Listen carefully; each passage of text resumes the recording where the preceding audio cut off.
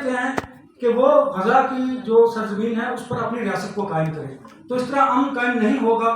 Definitely یہاں پر جو Americans اور جو باقی یورپی کنٹریز ہیں انہیں رول پلے کرنے کی ضرورت ہے.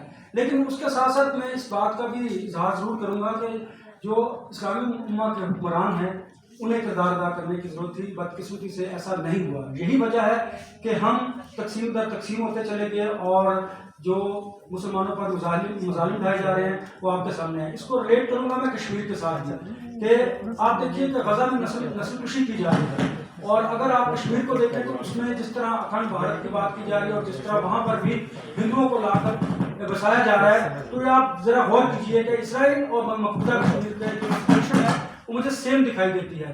اس لیے یہ ہمارا فرض ہے کہ ہمیں اپنے مسلمان بہن بھائیوں کے لیے بات کرنی چاہیے. اور دوسری بات یہ ہے کہ آپ ذرا غور کیجیے. بہتر ہے سر بند کر دیں اس کو.